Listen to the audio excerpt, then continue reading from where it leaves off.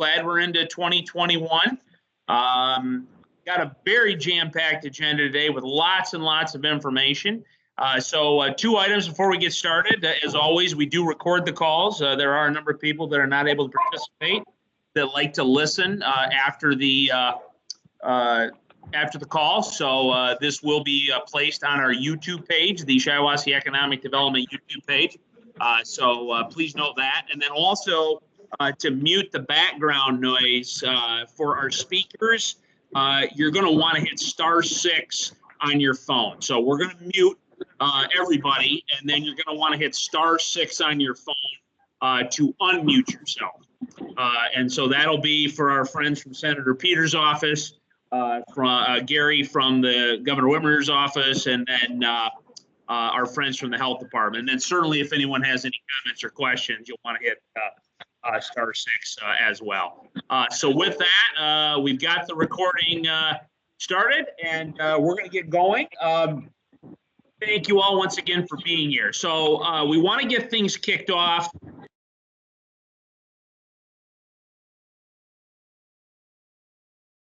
Okay, so we're going to get going now. The recording is started. I want to thank you all for joining us today. Very jam-packed agenda. I want to have a start with our friends from Senator Peters' office. So as everybody knows, some major legislation was recently passed and signed at the federal level that has broad implications for a lot of different groups. Certainly our small businesses in Shiawassee County, but other stakeholders as well. So I think it's very, very important that we are knowledgeable about what's available to support our businesses, our local governments, our nonprofits, our workers through this program. So we did have our Congressman John Molinar on last week, who did give an update. And today we're very, very grateful to have representatives from Senator Peters' office that's going to join us as well. So what I'm going to do, we've got a few folks on from their team. I'm actually going to turn it over to Nicole Williams. Many of you know Nicole. She is the Senator's regional director. She's done a great job serving us here in Shiawassee County, representing us over the past couple of years, and we'll go from there. So Nicole, thank you for getting your group together here today to talk to our folks about the recent stimulus program, and thank you for all you do in general. So I'll turn it over to you, Nicole.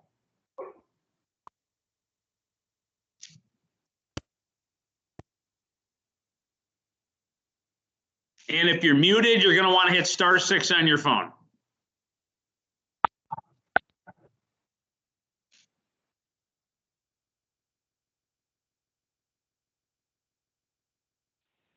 Hey, this is Josh. I think while Nicole, are you on? Yeah, well, there she is. There we go. This happens a lot, guys. It's all good. Okay. So, yeah, thank you again, Justin, so much for the opportunity for us to join you this morning. As mentioned, I've been with the Senator for a little over 2 years as the Mid-Michigan director. So I cover areas for the Senator from Isabella down to the border, and have the opportunity to connect up with Justin quite a few times, of course, during the pandemic, and trying to share information and details of what's going on the federal side. Today, I've asked Josh Fendrickson, who's our legislative assistant in DC, to join us and provide some additional updates on the most recent Relief Act that passed and some of the details behind it. So, Josh, I'm going to hand that over to you. Sounds great, Nicole. Thanks so much. And thank you, Justin, and everybody for having us on the call. We very much appreciate the opportunity to give you guys an update. Just really quickly about me. So I handle economic policy for the Senator, so tax, trade, small business, pension, Social Security, housing, pretty much everything with a dollar sign other than healthcare. So, you know, while a lot of this is certainly in my wheelhouse, most notably the small business provisions of the bill, there's also a lot that does go outside mine, most notably a lot of the healthcare stuff. So our colleague Devin, who's not on the call, she handles a lot of that. But if you do have questions, you know, obviously reach out to Nicole or myself or to Carly. And if one of us can't answer it, then we can certainly connect you with the person that can. So I think I'll just quickly, give a 5-minute sort of overview of what's in this, 5,500 page monstrosity of a bill, and then a couple minutes for questions if there are any. So I want to start immediately by saying that first and foremost, the deal does not go far enough. I think that's pretty clear. My boss was very, had to act, the good cannot be the enemy of the great here. Michiganders and folks around the country are very clearly suffering. We've seen a record number of small businesses have to shutter or are barely staying afloat. Workers are out of jobs through no fault of their own. They're stressed about, feeding their families and keeping a roof over their heads. And so we had to do something. There's much more to be done. And particularly the one thing that, before I go to what's in the deal, the one thing that was not in the deal that we're really pushing for and really disappointed that was not included was funding for state and local governments. A lot of communities are facing budget shortfalls and may be forced to make difficult cuts to essential services. That is something we absolutely want to avoid. But unfortunately, we were unable to get any state and local government direct assistance included in this bill. We are hoping, that come January 21st, we have, with the new president, we can, take another stab at another follow-up relief bill that's, maybe a little more targeted, that has that assistance. But as of right now, from the bill that was signed into law, just over a week ago, here's what's included in that. So I'll start with the small business stuff because, again, that's my jam. So the big thing is a replenishment and a refresh of the Paycheck Protection Program. That's the PPP. The bill includes $284 billion for the PPP and extends it through March 31st of this year, so another 3 months. Notable changes include the fact that you can get a second PPP loan if you can demonstrate a loss of 25% of gross receipts in any quarter in 2020 compared to the same quarter in 2019. So we want to make sure that, one of the biggest things that my boss heard from small business owners around the state was that, PPP was a shot in the arm, but, we established PPP all the way back in March of 2020, and now we're in January 2021. Obviously, 9 months of barely staying afloat was not going to be covered by a single PPP loan. So we want to make sure that we had another opportunity for those businesses that have been, they can demonstrate that they've been hardest hit, can go back and get another PPP loan. Because, another big thing that we saw with the problem with the first tranche of PPP funding was that a lot of big businesses and a lot of, folks that may not necessarily actually need the help were the first ones there. So we wanted to make sure that there was at least some level of you had to show that you have been adversely impacted by the pandemic here. So that was important too. There's also an expanding of PPP eligibility. It includes local newspapers and TV and radio broadcasters, housing co-ops, and another big thing that my boss is really pushing for is 501c6 nonprofits. So that'll include tourism promotion organizations and local chambers of commerce, which I know is really important. I can't tell you how many times, and I'm sure Nicole can back me up here, we get letters or just emails or calls from folks on the ground that are looking for the ability to get some help there. So very excited about that. It also increases the maximum loan amount for small businesses in the restaurant and hospitality industries. So that's something that, we heard specifically a lot from, restaurants have been really hit hard. My boss was a co-sponsor of the Restaurants Act. Unfortunately, that bill was not included in the year-end package, but at least there is a little bit of help for those in the restaurant and hospitality industries. So that's the bigger things around PPP. There is also a little bit of extra oomph on the Economic Injury Disaster Loan Grant Program. That's EIDL, for those unaware of that. That's just $20 billion to reboot that as well. Also make sure that any small business and nonprofit in low-income communities that received an EIDL advance can get another one. There's an expansion of the Employee Retention Tax Credit. There is extended SBA debt relief programs. And that was another thing that we heard a lot about was small businesses, having to pay taxes on expenses used with PPP loans. That fix was included as well. So, and then a couple small things in case there's any of our live venues on. There's $15 billion for SBA grants specifically for live venues. There's some direct payments for including looks like funds to support food supply chain through food purchases, and there's a little bit of help for manufacturing as well. So that's the small business gist, and something that we will be sure to get around. I believe Nicole's already said this, Justin, as we have, a nice set of documents that have all of this, very neatly broken down and easy to read instead of having just to remember everything that I'm saying. And then so a couple other things that fall in my portfolio that are important. Rental assistance. So there's $25 billion in rental assistance for families. That is the first federal rental assistance program ever. So this is, my boss is a co-sponsor of a bill asking for $100 billion. At least there is something. So there, again, if you know anybody that's a renter and looking for some assistance, that is going to be established. So the Treasury will funnel funds to the state and local governments. So keep an eye out, and I hope that Gary from the governor's office might be able to touch a little bit more on how they might be setting that up. Direct payment checks, that's, the shiny piece, $600 for every adult and per additional dependent. And so obviously there was a big kerfuffle about increasing those to $2,000 payments. My boss was supportive of that measure, but unfortunately Senator McConnell did not bring up that bill that would have bumped up the direct payments. There's, funding for vaccine distribution, testing, tracing. There's an extension of unemployment assistance to bump that up to $300 per week. It's not the same $600 that was included in the CARES Act back in March, but the $300 per week will be extended through March 14th of this year. So that is, big. My boss wrote the Pandemic Unemployment Assistance Act that was included in the original CARES Act. So he fought really hard to provide an extension. And again, not the full 600 measure, but still happy to have the enhanced federal unemployment benefits included. So, there's a lot of other smaller things. And again, this is a 5,500 page bill. I could spend, the entirety of your call talking about what's in it, but that would be no benefit to everybody else. So I will, like I said, I'll field a few questions before yielding the floor. Yeah, Justin, I don't know how you want to proceed with this, but.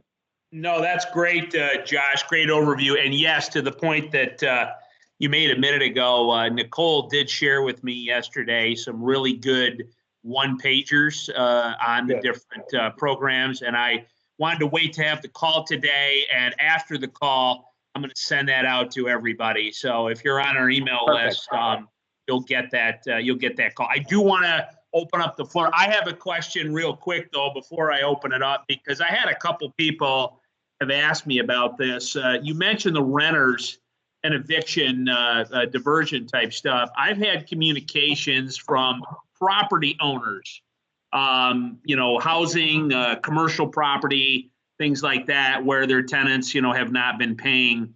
I don't think there's anything specifically for the property owners. I think it goes to the tenants, but is there any support programs for property owners that are part of this package? Not to my knowledge. You are Okay. correct in that the $25 billion in rental assistance would go directly to tenants. I do think, though, so because the sort of program would have to be established by the Treasury Department, they might have like a little bit of wiggle room to try and put a little piece of that aside. Perhaps, again, there's nothing explicitly in the bill that says, here's how the states must distribute the funds. So the only thing that's in there is like detailing how the Treasury Department gives the money to the states. And that's distribution based largely on population. So Michigan then should get a decent chunk of that, being, the 10th most populous state. But so that's how it's going to be established. And so again, I would not bank on there being any immediate direct assistance available for property owners, but the jury is still out. Okay. All right. And then the last thing before I open it up, this is more of a process question. I don't know if you can answer this, but the way I look at it, the different programs have different contact points. Certainly for the PPP stuff, I would say to anybody on the call, please be in touch with your banker for that, because that goes through a bank. For the EIDL program, that is a direct application through the Small Business Administration. So you would want to be on the SBA website for that. Certainly any of the tax issues out there, tax credits, you want to be in touch with your accountant on that. John, is that, your recommendation? I know there was some other specialty funds out there too. You mentioned regarding, theaters and things like that. I mean, what about those type opportunities? Who should they be looking to contact for those? Yeah, so you hit those three on the head first. PPP should definitely be done through your financial institution. So whether that's a bank, I guess I should mention, if you do business through a community developmental financial institution, so CDFI, or a minority depository institution, an MDI, there's a specific pool of funds just for those. So it doesn't necessarily have to be a bank, but yes, banks, credit unions, CDFIs, MDIs, all of those should be your home for PPP. Again, SBA is where you want to go for EIDL directly. And also it's where you will want to go for some of the specific, the ones I mentioned, for example, the live venues, independent movie theaters, cultural institutions, that's going to be SBA grants. So that'll be directly through the SBA. And I think for the majority of the other ones, you'll still want to at least start with your financial institution, because odds are they are going to be where the money will come from. And if they're not, then they should hopefully be able to tell you where to go. But again, because my guess is a lot of the folks on the call looking for some additional assistance in the business realm will be looking at PPP. I would again recommend that you start with your financial institution. And Right. Also, if you need a direct connection to someone at SBA, or like, let's say, as Justin mentioned, there you have something with the employee retention tax credit and your accountant is unsure about something, we do have connections with the IRS. We've got a great casework team in our Detroit office that has good relationships with these agencies and administrations and whatnot. And we're always happy to, hop on the phone or shoot an email and figure it out if it's pretty murky, because, this is not new in that we just passed this really complicated law, and we saw with the CARES Act where there were some outstanding questions and some lingering issues. And, I would not be surprised if we had the same thing happen here, but, we want to be as helpful and as we possibly can. And so, that's something that we will always be happy to help with is getting you in touch with the right folks. Great. And then that's exactly where I was going with that. I mean, there's a lot of stuff here, like you said, 5,500 pages. And I want to make sure that all of our stakeholders in Shiawassee County don't miss out on anything that's available to them. And obviously, too, everybody, if you have questions, certainly feel free to reach out to us directly. So I do want to open up the floor. Does anyone have any questions? Please hit *6 on your phone if you have any questions. Go ahead if you do. Hi, this is Colleen. Yeah, go ahead, Colleen. Okay. I had a question about the direct payment. Last year, when the first one went out, college students and seniors were not included. And we heard a lot of talk that when the second one comes out, that they would be eligible. I have 2 college students in my house, and they were really hopeful that, going back to school, that they would have a little help with this one. But it looks like they are still not eligible to get any payments. That is unfortunately correct. So that is something that, again, my boss is a co-sponsor of a bill that would have opened up eligibility to include adult dependents.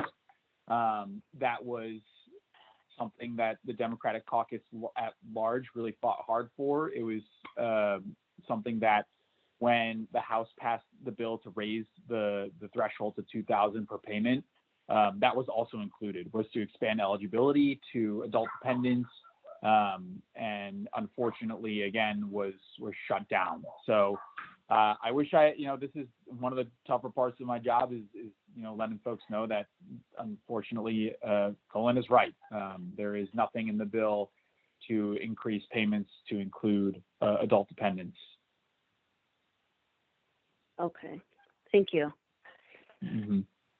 Thanks, Colleen. Anybody else have any comments or questions? Please hit *6 on your phone, please. Anyone else have anything?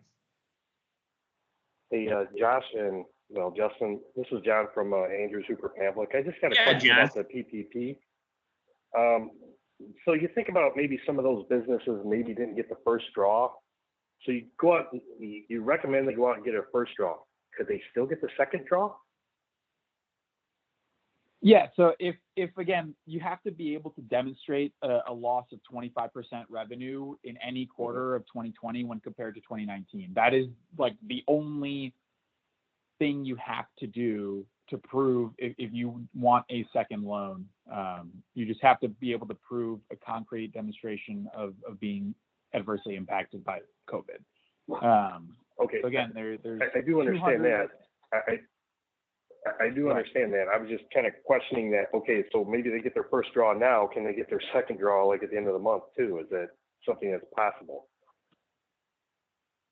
Because they didn't get in the first time around. That's a really good question. I don't think so. I think this is like sort of like a quote, like a new soft reopening, as you might describe it. In that there's this new money for PPP, and if I would assume that because they have just this explicit write-in specifically for a second loan, that everything that applies to the first loan is still true. So you should be able to just get a PPP loan if you have not gotten one before, and you don't have to necessarily have that proof. But that is a really good question on I think something that we did with the first PPP loans is, we extended the forgiveness provisions to 24 weeks. And we made it so that you could use that over a longer time frame. And so that would put us beyond that March 31st deadline that we now have again on PPP. But that is a really good question, John. And I will check in with the folks at SBA to see what they have to say about that, because that is, a really good question. Like if you got a first PPP loan like today, for example, and then let's say you did use all the funds by, let's say you did that March 28th and you're still, being really hardly hit and you want to get a second one right before we close PPP again, that's a distinct possibility. So I'll check in and I will find a way with Justin and Nicole to get that answer out to folks, because that's a great question. Thank you, John. Yes, good question. Other comments or questions? *6 on your phone, please. I could take one or two more before I got to hop off for a 9:30. Okay. Anybody else have any last minute questions or comments?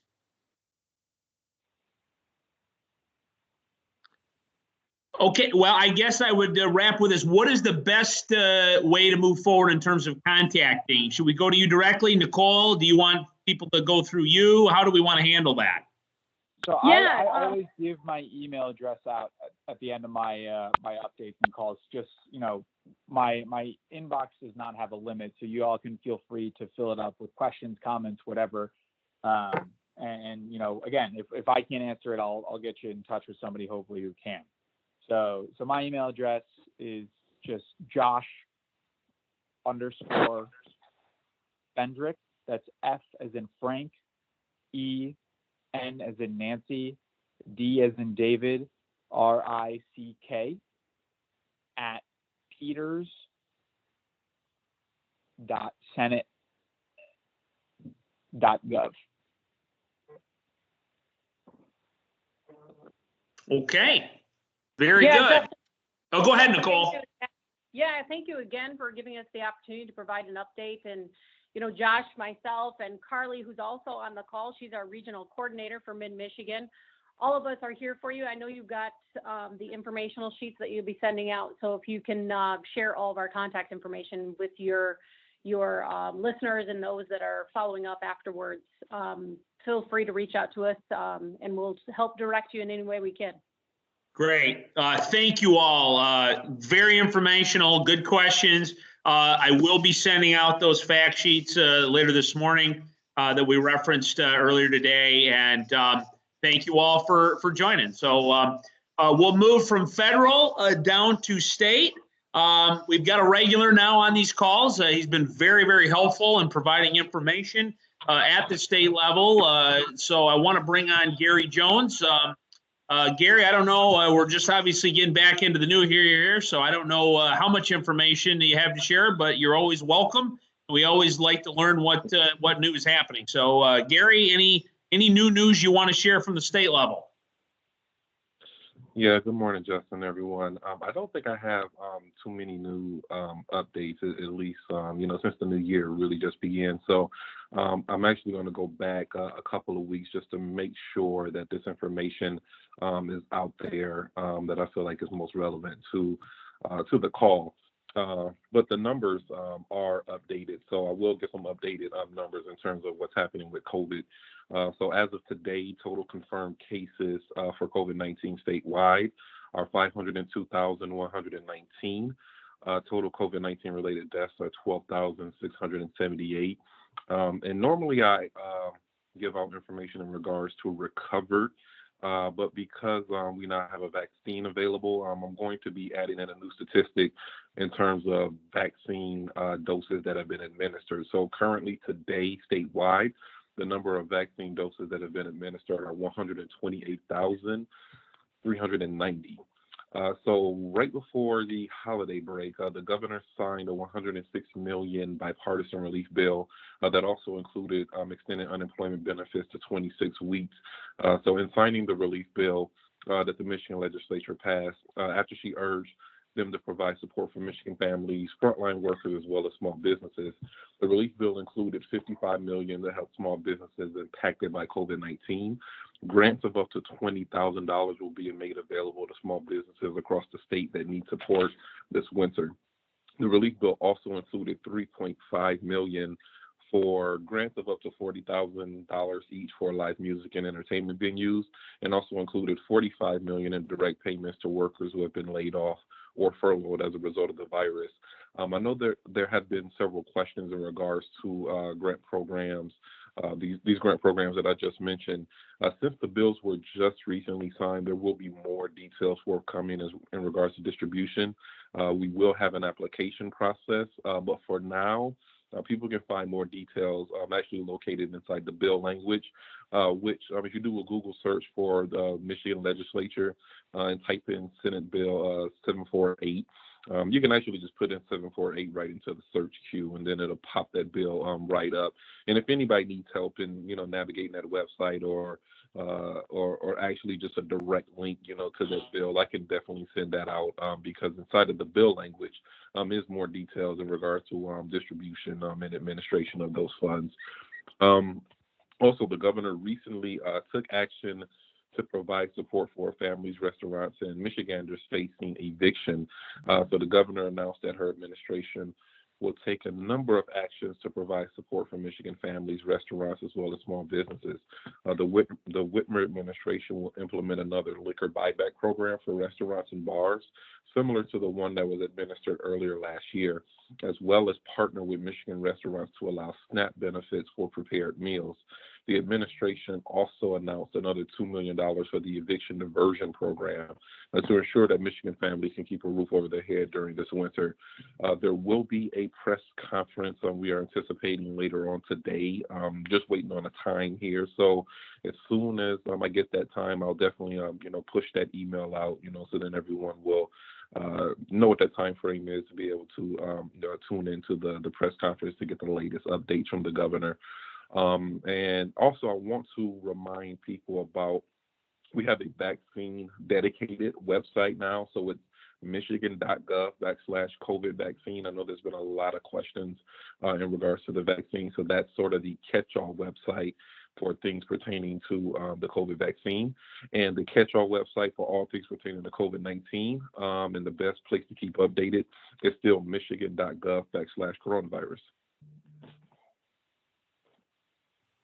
Boy, Gary, that was a perfect thank you, as always. And that was actually a perfect lead-in to our final speakers today regarding vaccines and distribution and updates and all that here for Shiawassee County. So we actually have representatives from the Shiawassee County Health Department that have joined us today to update you on where things stand and a survey that they will need to hopefully have you complete here in the next week or so. So I don't know, Larry Johnson or Jody DeFren, are either of you on the call? If you are, please hit *6 on your phone and go ahead.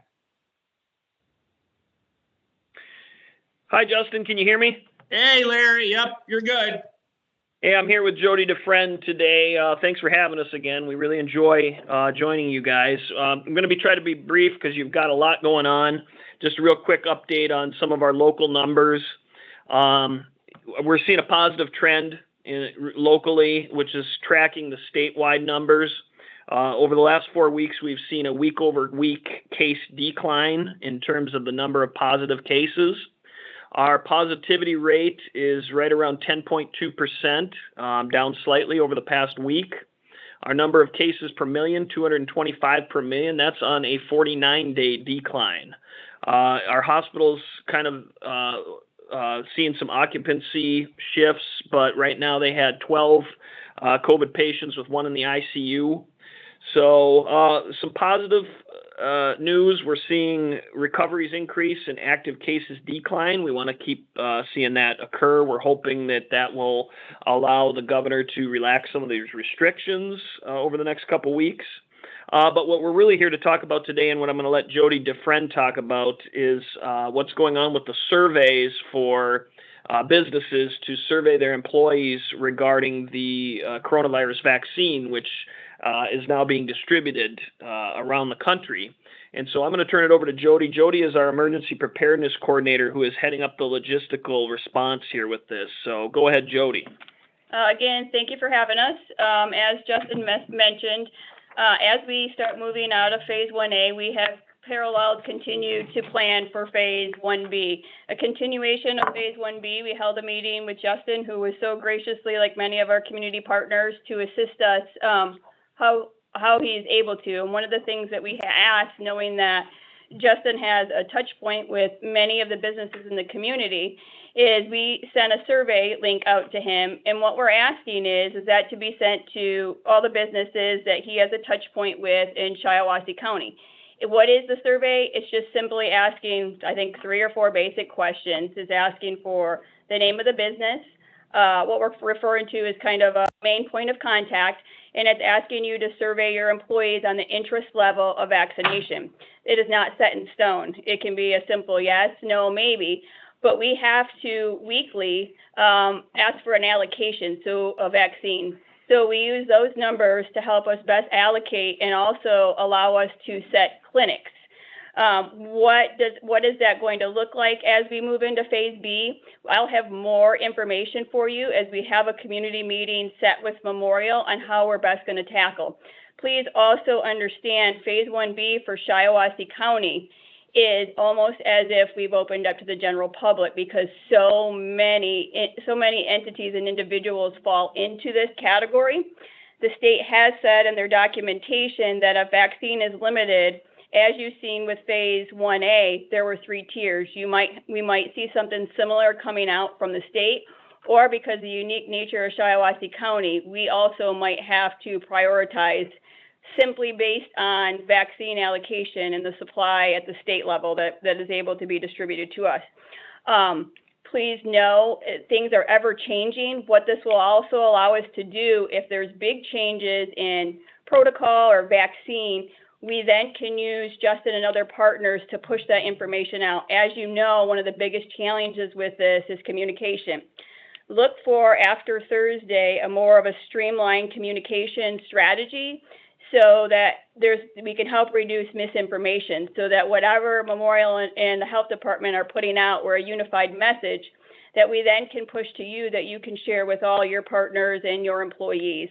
So that is just kind of in a nutshell, and I would be glad to take questions. I just want to be respectful of your time. Thank you, Jody. And I think there might be some questions, but I've already gotten two that were texted to me. And they're actually both basically the same question. So I'll just read them off. Can you ask how people in what they have classified as essential industries can find out when and where to do the vaccination, i.e. your individual doctor or mass group? And then another one said, when can frontline companies get their employees vaccinated? So we have businesses now that are essential or frontline, apart from Memorial, the hospital, that want to be able to get vaccinations. What do they do? So let me provide clarification. If a business feels like they were in phase 1A, direct patient care, now there's some gray areas, they can reach out to me directly and we will work them in. Now the question is, it is kind of complicated at this current moment, is what's considered frontline when you move into phase 1B. I'm just going to really brief run over the list with you of what the state has defined as essential critical infrastructure workforce. Law enforcement, public safety, first responders, we already took care of EMS. EMS falls into phase A. Education, food and agriculture.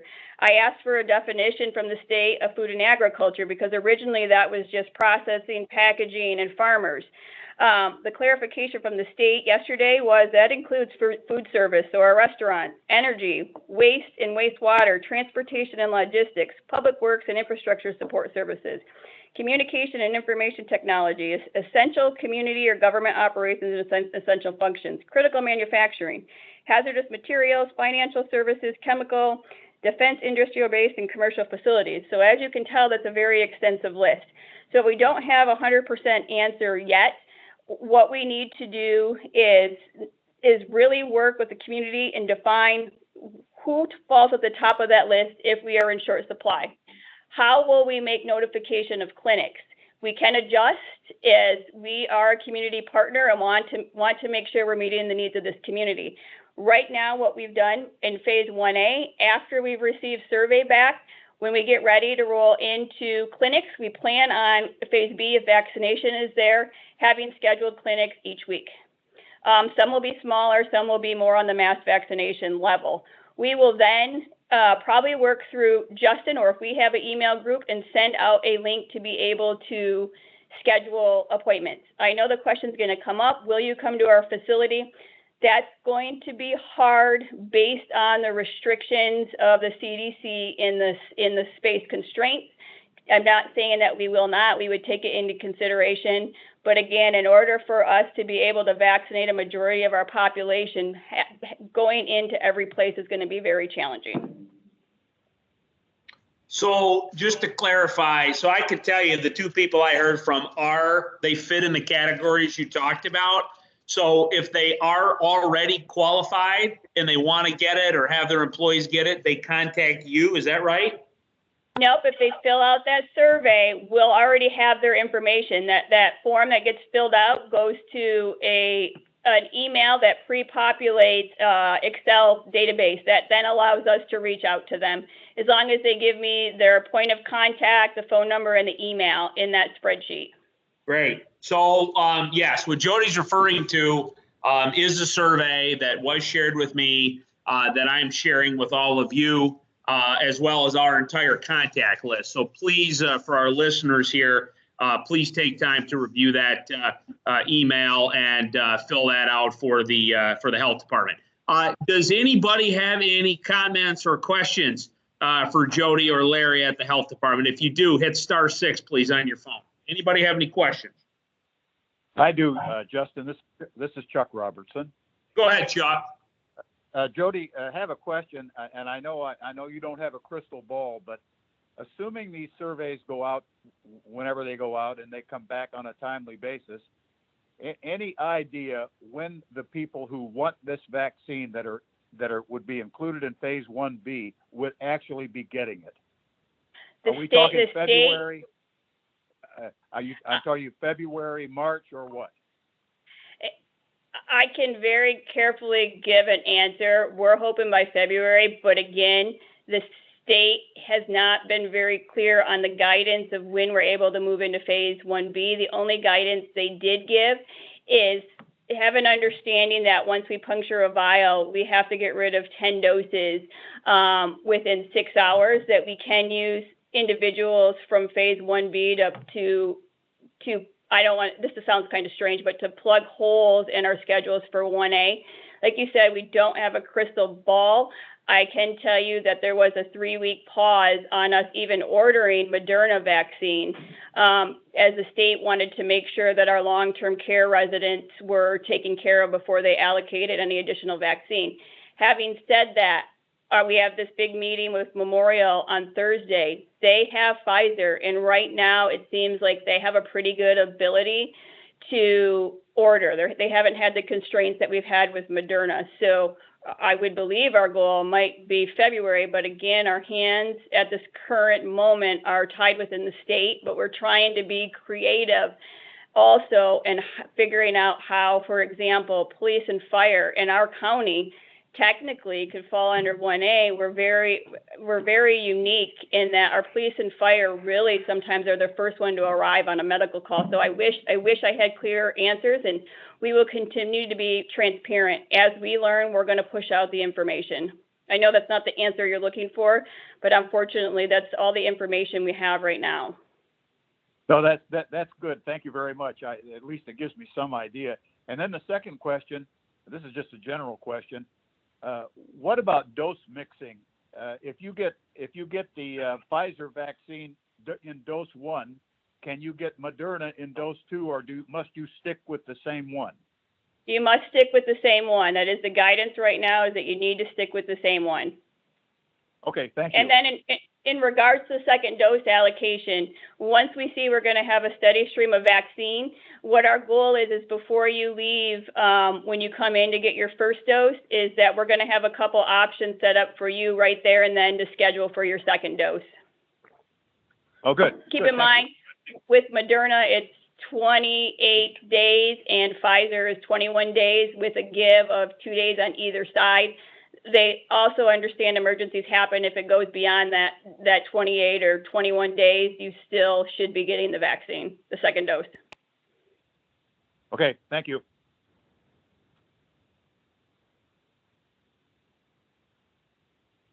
Great. Any other comments or questions from anybody? I do have one real quick. There's been some talk about can employers mandate the vaccine? Does it become a requirement for employment? Is it just suggested? I mean, what are the implications of all of that? Do you have anything you can share on that? Yeah, Justin, right now they cannot mandate it because it's been approved under emergency use authorization. So under that format for an approval of a vaccine, they cannot do a mandate on it. Should anything change on that, if it becomes no longer an emergency use and just an approved use, then we will let you know. But right now they cannot. Also, one of the things, one of the things we shared with Justin that will come out with the survey is a frequently asked question document. Keep in mind that's updated frequently, and you can get on the state's website, but there's a frequently asked question, and we also included a fact sheet on the Moderna vaccine. I can send you one with the Pfizer fact sheet also, but we are asking that individuals start to review that now. And we'd be glad if people have additional questions, we'd be glad to facilitate those questions too after they've reviewed the information a little more.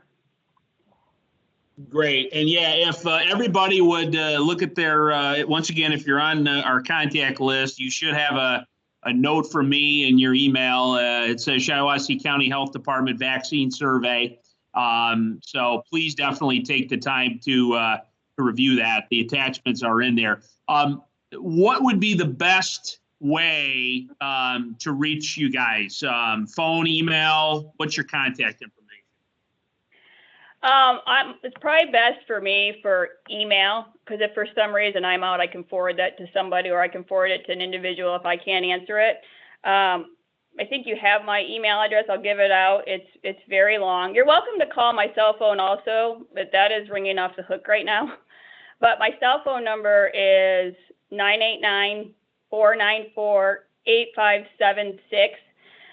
If you choose to do that, just be patient. I am receiving a ton of calls every day. The second way is I spend a great deal of time, a period throughout the week, checking email every day, either or first thing in the morning or later at night, because I understand people really want a response and answers, because this is very important. So we want to make sure we take care of answers. That email address is J Dufresne, D as in dog, E as in elephant, F as in Frank, R, E as in elephant, N as in Nancy, N as in Nancy, at Shiawassee. At the end of Shiawassee is C as in cat, H as in hat, D as in dog.net.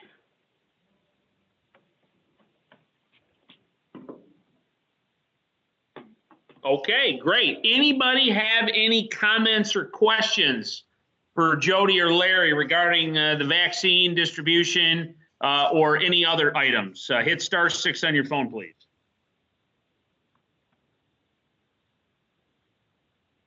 Well, once again, thank you. I want to say once again, thank you, Larry and Jody. You've been awesome coming on our calls over the last many months, giving an update on where things stand. And I'll turn that around. I will please ask all of our listeners, please take some time to fill out that survey. This is information that our health department really needs. So that is due, I believe. You'd like to have it by next Monday. Is that right, guys? Yes, and we also ask if you have no one interested to please also put that on there too, so we're not waiting, because we're going to end up having a list of everyone that surveys went to. So please, if you have no one that's interested at this given point in time, please also indicate that. Please also know, just because you indicate yes or no, that doesn't mean that you can't change your mind as we come closer to scheduling. Great. Thank you. Thank you, Jody and Larry. Any last comments or questions for them? I'll do a quick shout out one more time. Anybody have anything? Okay, well, very good. Two last items real quick because they're very timely. Everyone should have got a note on this as well. There is a webinar this afternoon at 2 o'clock. The U.S. Chamber of Commerce is going through the different programs related to the federal stimulus and how it impacts small business. So that's a free webinar this afternoon. Feel free to participate in that. And then also the state of Michigan Department of Labor and Economic Growth is doing a webinar at 3:30 this afternoon for restaurants and what's specifically available to them. So that will be this afternoon as well. So thank you all for participating. Great information today at the federal, state, and county level. If anything comes up for your business, certainly feel free to reach out, and we will talk to you again next Tuesday morning. Thanks, everybody.